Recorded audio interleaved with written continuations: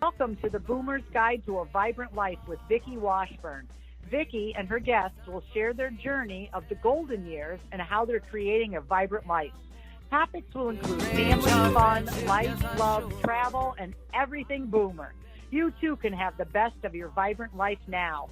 We are broadcasting from Global Voice Radio every week, and now here's your host, Vicki Washburn.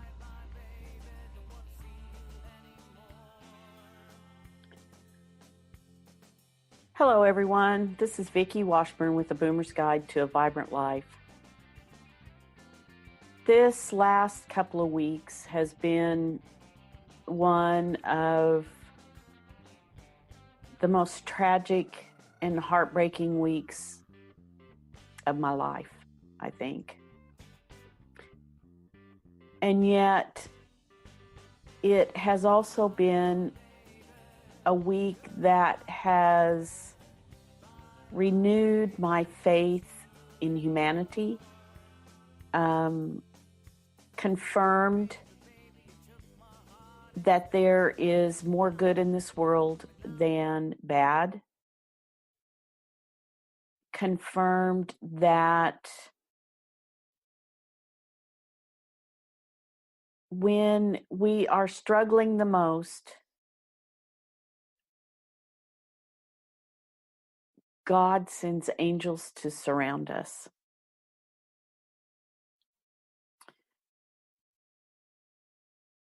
Two weeks ago, my little great nephew was in a very tragic accident.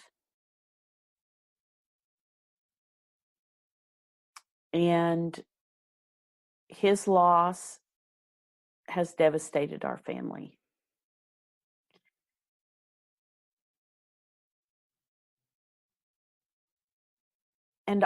And even though we are heartbroken, sad, my little niece is just distraught at the loss of her son. The amount of love and the outpouring of kindness and goodness, and just seeing the love that people have and how they want to help is just almost as overwhelming as the tragedy.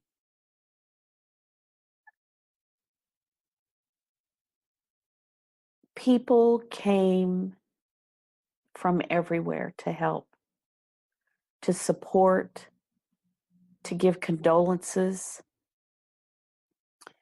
Kids at the high school next to the church where the service were held. Student athletes stood out in the heat for well over an hour, delaying their practice, standing at attention to honor my little nephew. People in the neighborhood around my niece and nephew put balloons on their mailboxes. So whichever way you turned down their street, there were balloons honoring my little nephew.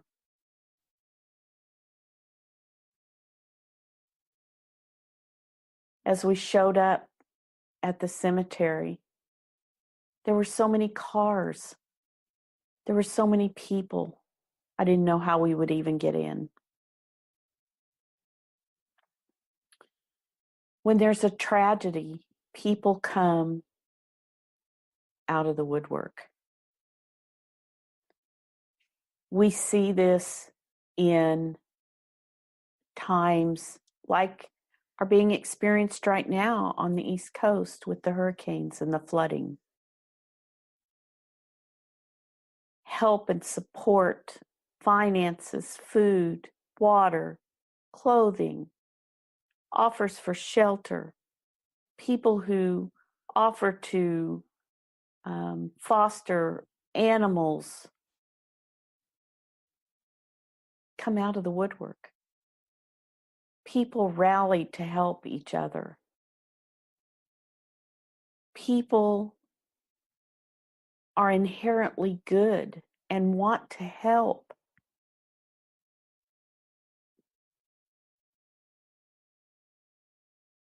We are so inundated every day with the thought that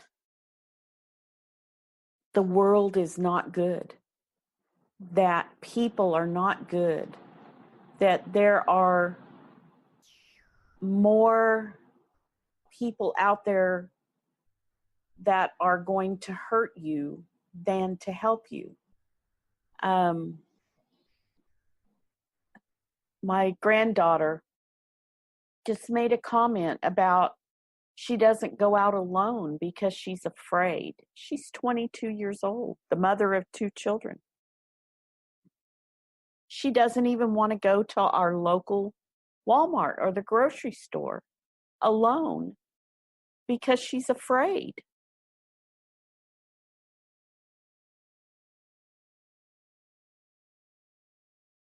This really bothers me.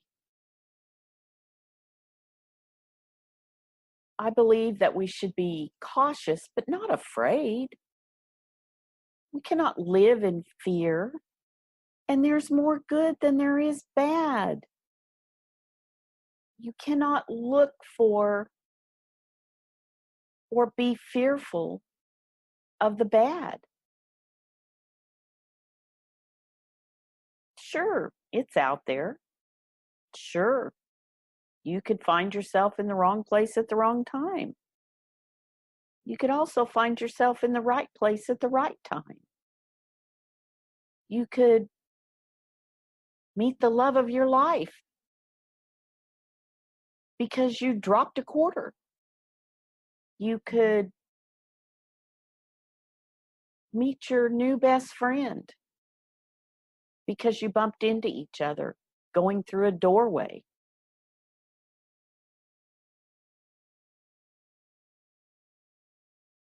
You could find the job you've always wanted.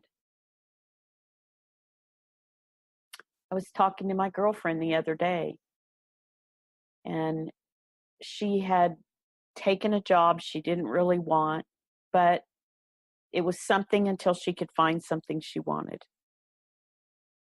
She made the comment that she didn't know why she was there, but she met some amazing people while she was there. She was able to witness to people and show kindness to people, and people showed kindness to her.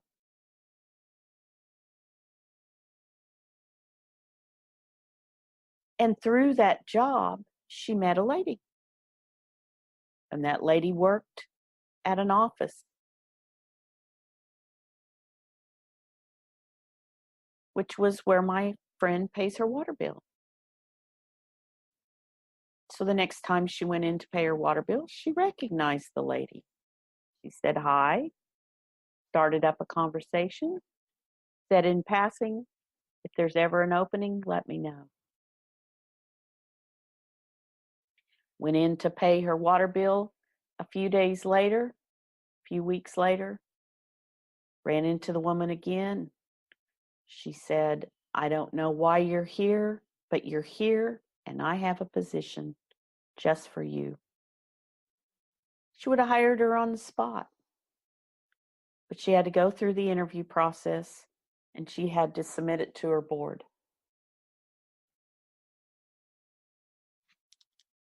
So see, even the things that we don't want can lead us to the things that we do want.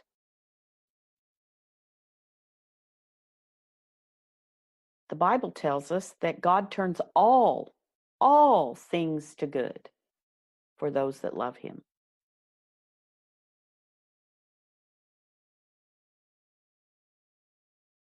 I believe that everything we experience,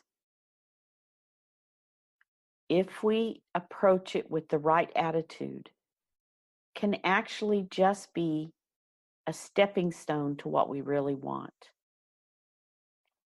Now, I also believe that if you live in fear and if you expect harm to come, harm will come.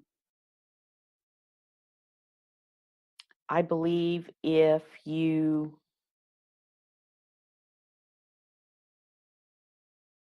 speak death over your family, if you speak fear over your life and your family, those things are going to manifest in your life.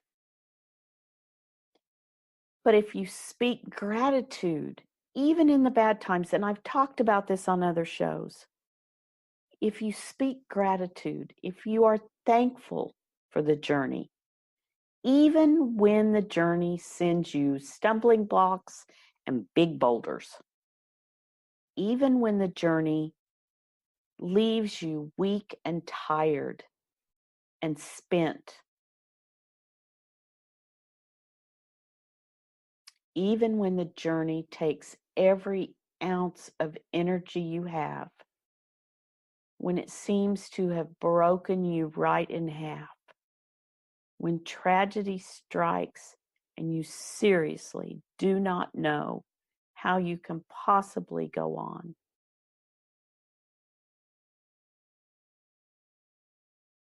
if you can find a way to be grateful, grateful that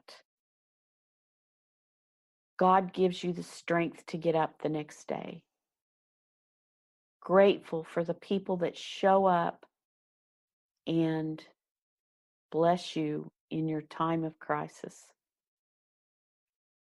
grateful for the lessons that you learn as you walk through a time of tragedy. And there will be lessons.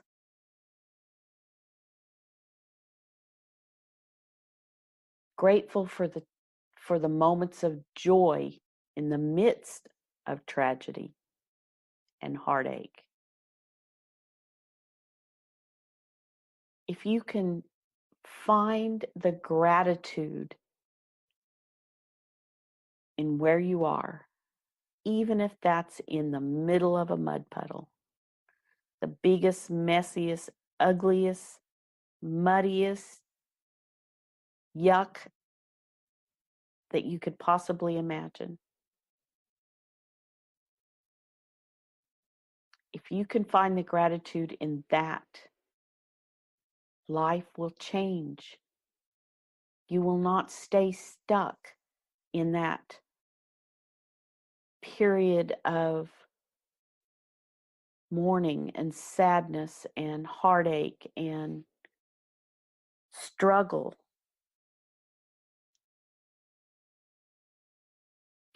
You know, we all meet people, we all know people who struggle every day of their life. It just seems like they cannot catch a break. But if you really look at those people's lives,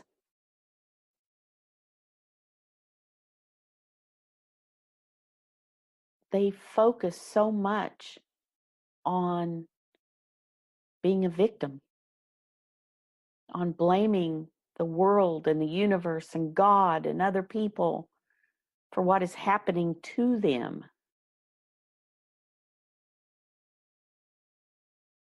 And you can meet people and you may know people that are not any better off than those people that struggle and just can't seem to catch a break and are just happy and are unhappy and miserable all the time.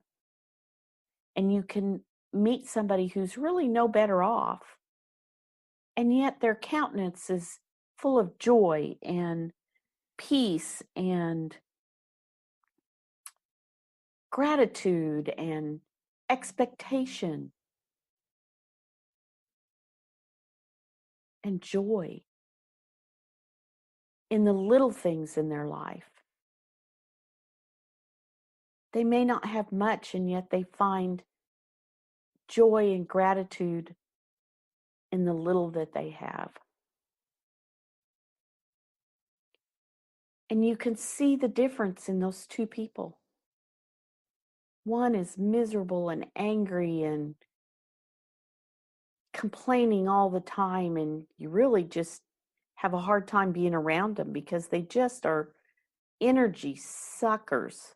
They just pull every ounce of energy out of you when you're around them. And it doesn't matter what you say or how much encouragement you try to give them. Nothing is ever going to work. Nothing's ever going to be right. Nothing can ever work for them. And that's the way their life is going to be. It will never work. And this person over here that may not have any more, and yet they are kind and happy and grateful and joyous. You just can't hardly pull yourself away from that person. And if you offer help, they are grateful for the help. And they're willing to listen and take a chance and try to learn or look at maybe what you can offer them. I saw this, and a good example of this, when we were in Denver for my nephew's funeral. We stayed at a Days Inn in Greeley, Colorado, and the staff there were all pretty new. I'm not sure exactly why there had been a changeover, but it seemed like most everybody there was fairly new. And there was a large contingency of us staying there. I think we had 10 plus rooms. We were all kind of a mess. We had little ones and big ones and young ones and old ones. And at a time like that, you know, it can be hard to be pleasant all the time. But my family tries very hard to be pleasant most of the time. And the people at this hotel were just beautiful to us. They were so kind and so gracious and just went out of their way to just do sweet little things for us.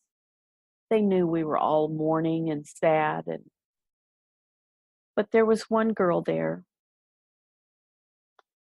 and my niece and nephew had asked that we all wear Bronco uniforms because my little nephew, he loved his Broncos.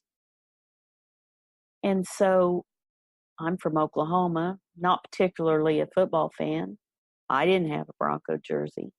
Didn't really want to go buy one because I would never wear it again. And this little girl behind the desk heard us talking about it.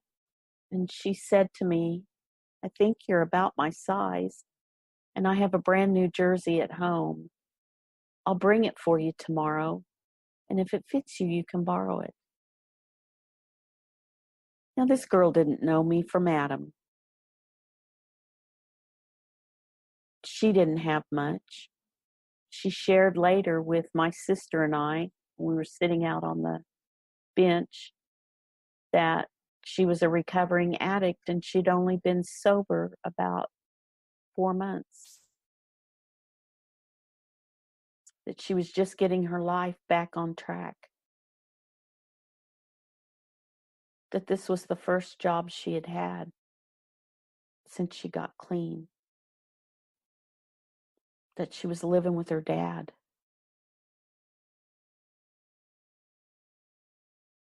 And yet, she was willing to share what little bit she had with me. 99.9% of the people in this world are just like that. There is so much more good in this world than there is bad. And I know there's tragedy. And I know there's heartache. And I know there's floods. And there's loss. And there's, there's just a lot of things that can cause us sadness.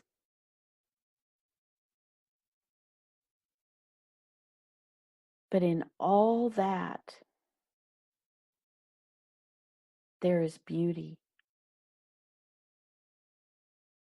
One of my favorite sayings is beauty from ashes. And I see that everywhere in this world. I just see so much more beauty than darkness. And as long as we continue to look for the beauty, the light of the beauty will overshadow the darkness. The bad cannot win. The enemy cannot win. The battle's already won. We just have to keep it in our mind. We cannot let our minds go to those dark places. Because really that's where the battle is in our minds. If our mind only wants to see the bad, that's all we'll see. If our mind wants to see the good, then good will be everywhere.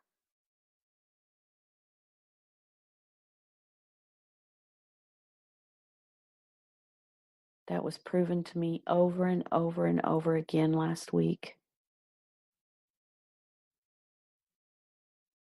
People that did not even know my niece and nephew contributed to help them, donated money and food and paid for motel rooms, and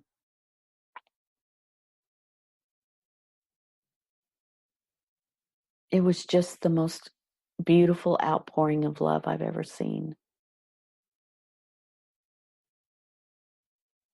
Which just is a testimony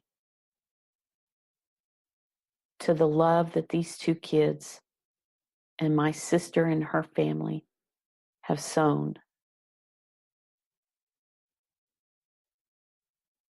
That's the other part of it. When you sow seeds of gratitude and you sow seeds of love and joy, and when you give to others in your time of need, the harvest is plenty.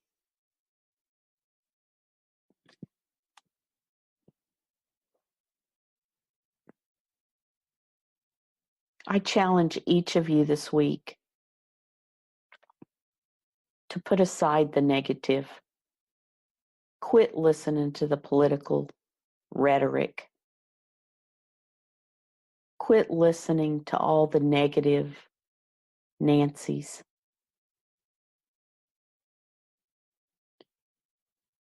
Spend this week walking in joy.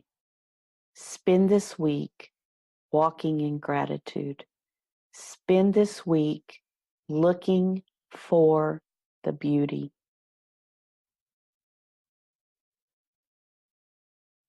Look for the beauty in people. Look for the beauty in nature. Look for the beauty all around you. The laughter of children.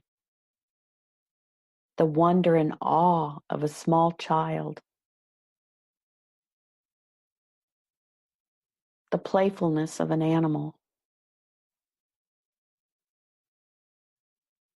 The kindness of a stranger.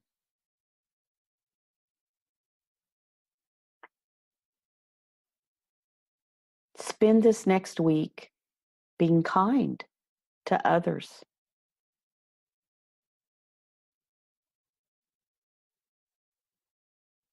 Extending compliments. Saying thank you. Make somebody's day with a comment or a gift. Doesn't have to be anything expensive. Doesn't have to be anything big. Maybe it's a card for somebody in a nursing home. Maybe it's a phone call to somebody you know that may be lonely. Spend this week and sow seeds of beauty.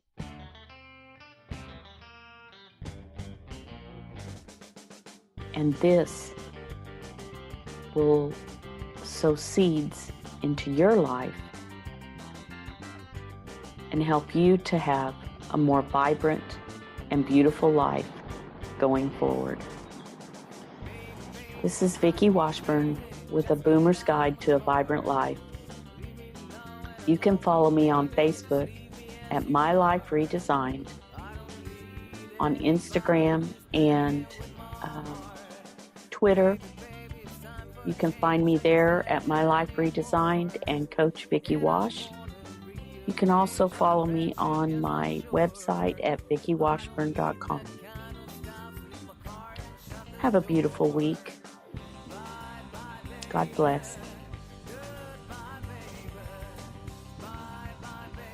Host of The Boomer's Guide to a Vibrant Life. Connect with Vicki at www.globalvoiceradio.com.